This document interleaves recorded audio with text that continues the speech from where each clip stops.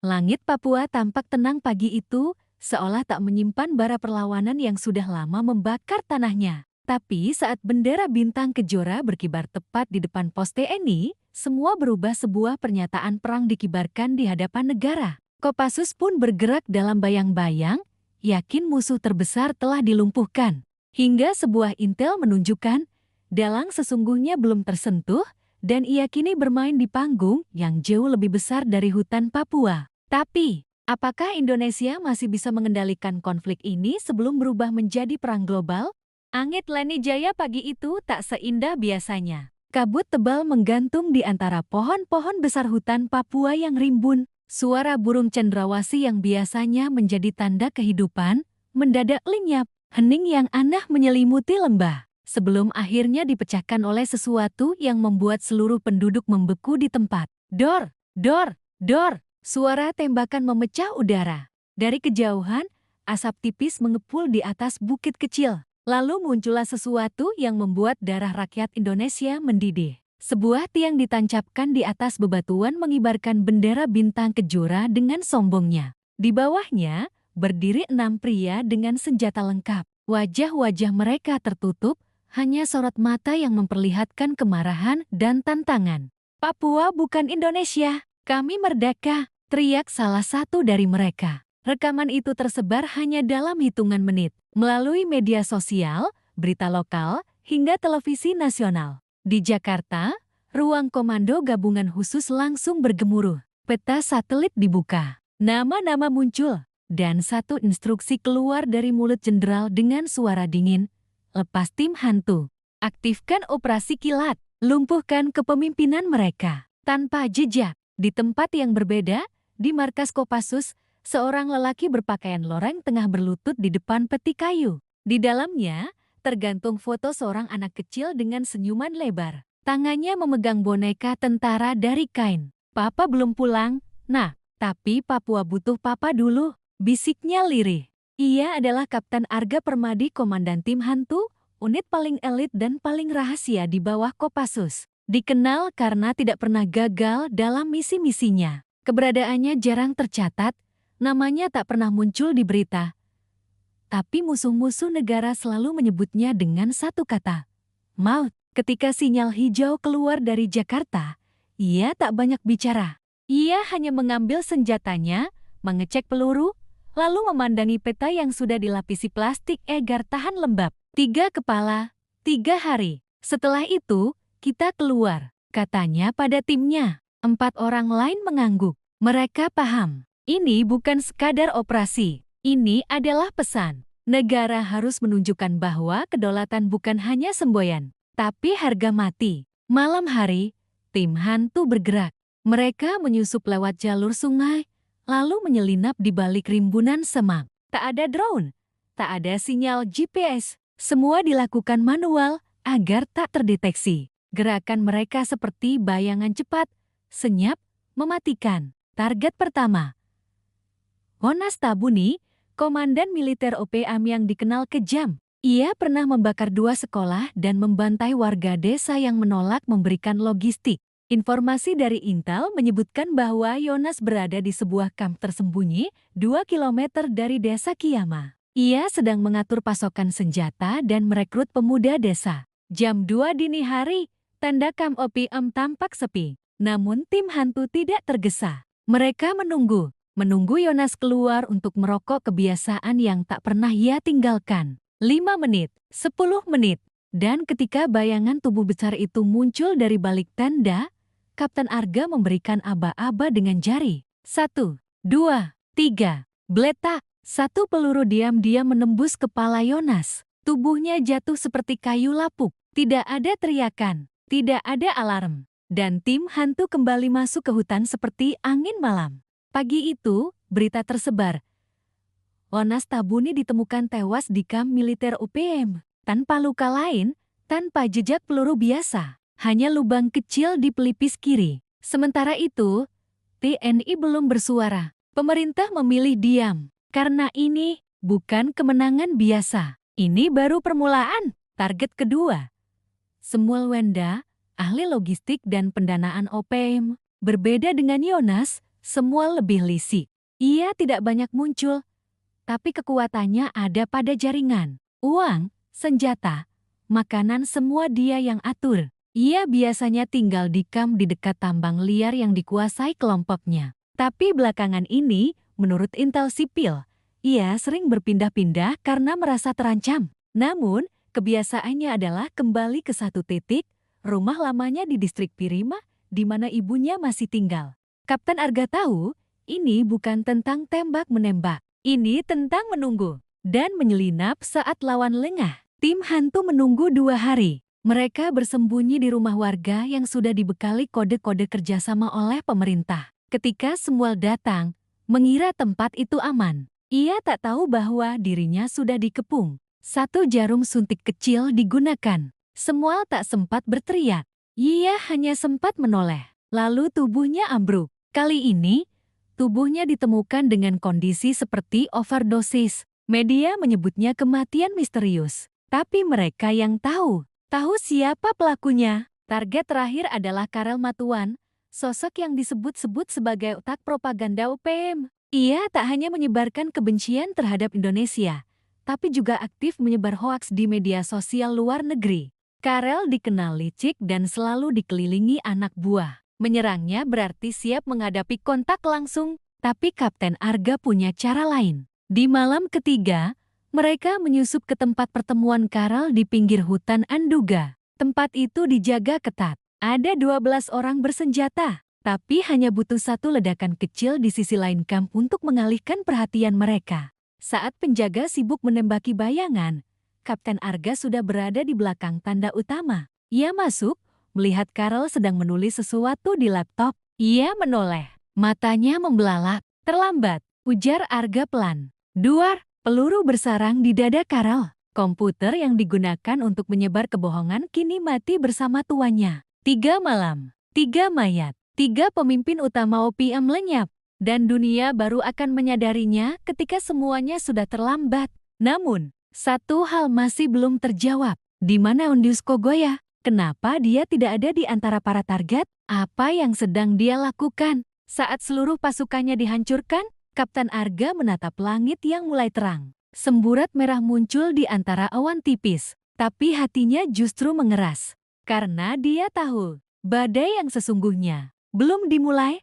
Langit Papua belum lagi memutih ketika kabar kematian 3 pemimpin OPM mulai menyebar seperti api yang menyambar dedaunan kering. Di beberapa desa terpencil, warga berbisik-bisik. Beberapa menyebut ini sebagai keajaiban. Yang lain menyebutnya kutukan. Sementara di Pusat Komando Jakarta, semua berjalan tenang. Terlalu tenang. Laporan resmi belum dirilis. Wartawan sibuk memungut serpihan informasi dari desa-desa yang jauh dari jaringan, namun kabar bahwa Yonas Tabuni, Samuel Wenda, dan Karel Matuan tewas dalam waktu kurang dari 3 hari membuat dunia memperhatikan kembali tanah paling timur Indonesia ini. Namun, 1 nama tetap absen dari daftar korban, Ondius Kogoya. Dan keheningan tentangnya justru membuat segalanya semakin menakutkan.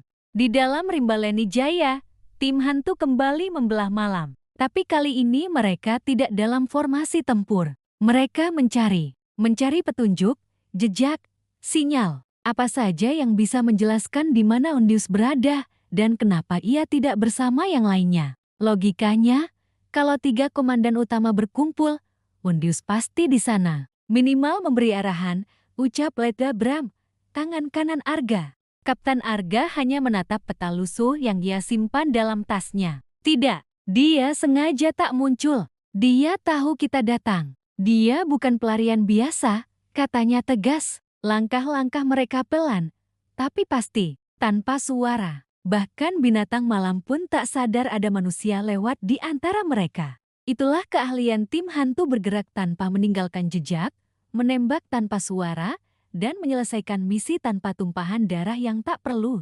Malam keempat setelah misi selesai, mereka menemukan bekas perkemahan tersembunyi di antara 2 tebing. Masih ada abu api unggun dan beberapa kaleng makanan kosong. Tapi yang membuat Kapten Arga terdiam bukan itu, melainkan selembar peta tua yang dilipat rapi di bawah batu. Ia membukanya pelan. Peta itu bukan sekadar peta biasa. Ada garis-garis merah, tanda panah, dan beberapa lingkaran yang mencurigakan. Salah satu lingkaran itu berada tepat di perbatasan Indonesia dan Papua Nugini. Di bawahnya tertulis tangan, "Contact confirmed, awaiting pickup."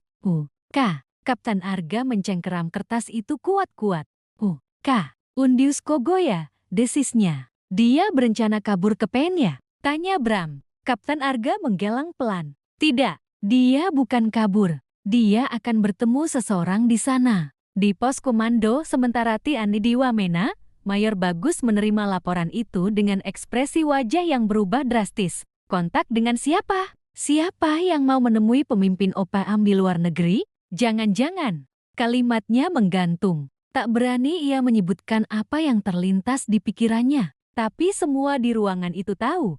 Ini bisa menyangkut intervensi asing. Dalam situasi seperti ini, satu keputusan salah bisa membuat konflik lokal berubah menjadi skandal internasional. Sementara itu, jauh di atas Bukit Lerah, Undius Kogoya berdiri menatap lembah di bawahnya. Ia tak lagi mengenakan pakaian militan. Tubuhnya kini dibalut jaket tebal dan syal merah. Di tangannya, ada tablet digital yang menunjukkan satu peta dunia. Dengan titik-titik merah menyala. Ia tersenyum kecil. Indonesia mengira aku hanya pemimpin pemberontak, gumamnya. Ia membuka satu folder rahasia. Di dalamnya ada rekaman video. Dirinya sedang berbicara dengan dua orang asing berkemeja formal. Kami butuh suara dunia. Kalian butuh sumber daya. Mari kita bicara. Video itu sudah dikirim ke berbagai saluran. Beberapa diplomat di luar negeri sudah mulai tertarik. Bahkan media asing mulai menyiarkan narasi perjuangan Papua demi kemerdekaan dan hak asasi manusia.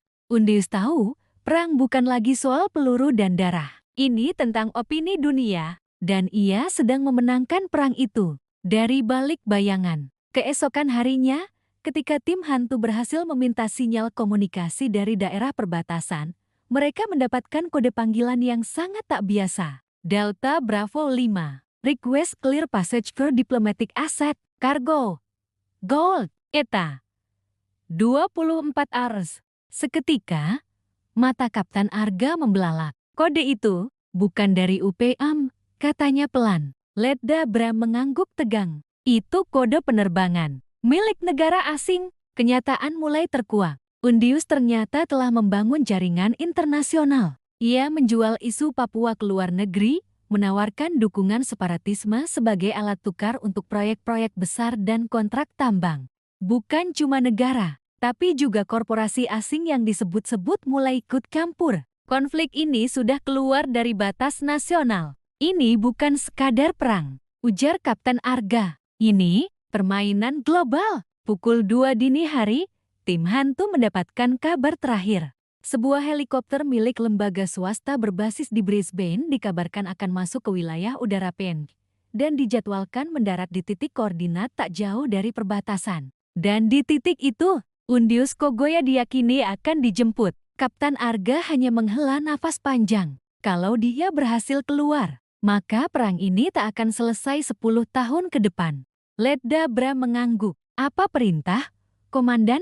Arga menatap langit Papua yang gelap. Di sana, bintang-bintang bersinar seperti biasa. Tapi di dadanya, ada badai yang mulai menggulung. Siapkan penyergapan. Kita harus hentikan dia sebelum kaki asing menginjak tanah ini. Babak akhir sudah dimulai. Tapi ini bukan lagi tentang membunuh. Ini tentang mencegah harga diri bangsa dilecehkan oleh persekongkolan global. Papua panas, tapi bara sesungguhnya belum menyala.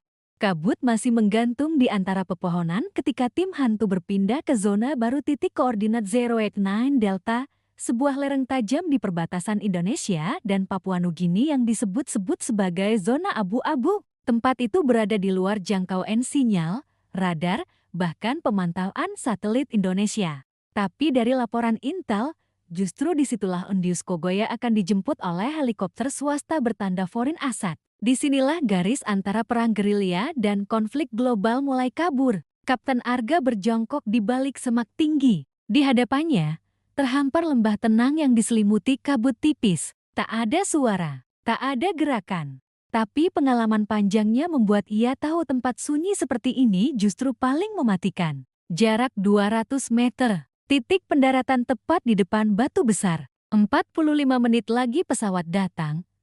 Bisik Letda Bram melalui radio frekuensi pendek. Arga mengangguk. Tangannya menyesuaikan skop senapan. Napasnya tenang. Tapi pikirannya bergejolak. Ia bukan sekadar menargetkan satu orang hari ini. Ia akan menembak poros dari seluruh permainan kotor yang mengancam kedaulatan bangsa. Sementara itu, di seberang lembah, Undius Kogoya tengah berbicara melalui sambungan satelit portabel. Semuanya siap. Aku akan bersama kalian malam ini. Pastikan publik internasional tahu bahwa Indonesia melakukan genosida di tanah kami, ucapnya tegas. Lawan bicaranya dari luar negeri tak menjawab. Hanya terdengar denting keyboard. Lalu sebuah pesan dikirim, kami sudah menyiapkan video pengungsi palsu. Besok pagi akan tayang di 5 media internasional. Dunia akan berpikir kamu adalah pejuang kebebasan. Undius tersenyum. Senyumnya dingin, memuakan. Ia menoleh ke arah tim pengawalnya, semuanya bersenjata lengkap. Tapi ia sendiri tak membawa senapan. Hanya satu koper hitam di tangannya yang berisi dokumen rahasia, salinan perjanjian tambang, dan bukti percakapan dengan diplomat asing. Ia bukan lagi gerilyawan. Ia kini pemain politik internasional. Jam menunjukkan pukul 2:15 dini hari. Suara helikopter mulai terdengar. Bukan suara TNI, bukan juga penerbangan sipil lokal. Helikopter ini datang dari arah laut terbang rendah, menyusup seperti pencuri, dengan tanda komersial palsu dan awak berkebangsaan asing. Tim hantu bersiap. 2 sniper siaga. Arga di sisi utara, Bram di sisi timur. Jangan lepaskan peluru. Kecuali aku beri perintah langsung, ujar Arga tegas melalui radio. Siap, Komandan, jawab Bram. Jantung mereka berdetak kencang, tapi tangan mereka tetap stabil. Helikopter mendarat perlahan. Undius melangkah maju. Para pengawalnya membuka jalan. Satu persatu langkahnya mendekati kabin. Tapi di saat itulah, suara radio berdengung keras di telinga Arga. Jangan tembak, ulangi. Jangan tembak. Undius membawa perjanjian tingkat tinggi. Diamankan hidup-hidup atas permintaan pusat. Arga membeku. Apa? Siapa yang kirim perintah ini? Bentaknya lirih. Namun tak ada jawaban. Perintah itu datang dari jalur rahasia. Mengatasnamakan atasan. Tanpa identitas jelas. Tapi cukup kuat untuk membuat siapapun ragu menarik pelatuk. Sementara itu, Undius sudah menaiki tangga helikopter. Senyumnya melebar. Tangannya mengangkat koper ke atas kabin. Ia tinggal satu langkah lagi meninggalkan tanah yang ingin ia jual demi kuasa. Dan saat itulah, tidak bisa, gumam Arga pelan. Aku tidak akan biarkan dia keluar dari negara ini membawa kehancuran untuk bangsa ini. Ia menarik pelatuk. Duar, peluru memecah udara. Mengenai kaki Undius. Ia terhuyung, terjatuh dari tangga. Berguling ke tanah. Tubuhnya berlumur darah. Helikopter panik. Mesin dinaikkan. Pengawalnya menembak membabi buta. Tim hantu membalas dengan peluru-peluru presisi. Tapi tidak untuk membunuh. Hanya melumpuhkan. Dalam waktu 10 menit, semua pengawal Undius tumbang. Dan helikopter itu meninggalkan sang pemesan di tanah yang coba ia hianati. Undius mengerang. Kakinya robek. Tangannya bergetar. Koper hitamnya terlepas dari genggaman. Di hadapannya, sosok berseragam loreng muncul dari balik kabut. Kapten Arga berdiri tegak. Negara ini sudah terlalu sabar terhadap pengkhianat sepertimu, katanya dingin. Undius mendesis. Aku bukan pengkhianat. Aku pejuang kebebasan. Arga menggelang. Kau bukan pejuang. Kau maklar konflik. Kau tidak ingin Papua merdeka. Kau hanya ingin dijual mahal. Koper hitam itu dibuka. Semua isinya terungkap. Dokumen-dokumen kontrak tambang, peta jalur logistik rahasia, hingga daftar nama-nama pejabat yang menerima dana dari luar negeri. Terbuka di depan kamera khusus militer. Bukti pengkhianatan telah dikantongi. Dan dunia akan tahu siapa sebenarnya Undius Kogoya. Pagi itu, matahari akhirnya terbit. Tapi cahaya yang menyinari tanah Papua bukan hanya datang dari langit. Itu adalah sinar dari kebenaran yang akhirnya diungkapkan. Bukan dengan senapan, tapi dengan data, dengan fakta, dan dengan keberanian untuk berdiri melawan konspirasi global. Undius dibawa keluar dengan tandu. Tak lagi bisa berjalan. tapi mulutnya masih mencoba bicara. Kalian pikir ini selesai? Kalian pikir dunia akan percaya kalian? Hahaha, Arga menatapnya tajam. Dunia boleh punya opini, tapi negeri ini punya bukti. Konflik belum berakhir, tapi pertarungan hari itu telah dimenangkan oleh kehormatan bangsa. Dan Undius, ia tak lagi seorang pemimpin. Ia hanyalah seorang pion yang gagal memukul balik karena lupa satu hal. Tanah ini terlalu suci untuk dijual. Suasana markas Komando TANE di Timika kembali mencekam. Sejak penangkapan Egyanus Kogoya dan penemuan ladang ganja raksasa di distrik Bibida, seluruh aparat komando khusus dikerahkan untuk menyisir wilayah-wilayah terdekat. Tapi sore itu, bukan hanya soal pelacakan sisa-sisa pasukan KKB yang menjadi fokus, melainkan apa yang ditemukan di dalam flash disk yang disita dari tenda pribadi Egyanus. Mayor Jenderal Herman Sitompul tidak bisa menyembunyikan kekagetannya saat melihat isi dokumen rahasia itu. Ada catatan transaksi puluhan lembar berisi nama-nama pengirim uang, jumlah besar yang masuk melalui rekening luar negeri, hingga daftar pembelian senjata dari Asia Tenggara dan bahkan Eropa Timur. Lebih mengejutkan lagi, salah satu nama yang tercatat sebagai penyumbang tetap dalam daftar itu adalah DPRD tingkat provinsi di Papua. Apa ini? Bentak Herman sambil melempar kertas ke meja. Letkol Fajar, yang ditugaskan mengamankan bukti elektronik, mengangguk dengan wajah tegang. Data ini tidak hanya menyangkut KKB, jenderal, tapi ada jaringan politisi, aparat sipil, bahkan orang-orang dari perusahaan tambang. Ruangan itu mendadak sunyi. Para perwira tinggi saling bertatapan. Tak ada yang berani mengeluarkan suara karena mereka tahu. Ini bukan hanya soal pemberontak di gunung, tapi konspirasi besar yang menyusup hingga ke jantung birokrasi dan bisnis. Di sisi lain, di sebuah rumah panggung di desa terpencil, seorang perempuan tua bernama Mama Lani menangis sesenggukan. Ia baru saja mendengar kabar bahwa anak sulungnya Yafet tewas tertembak dalam penyergapan ladang ganja. Yafet memang dikenal pemarah dan keras kepala.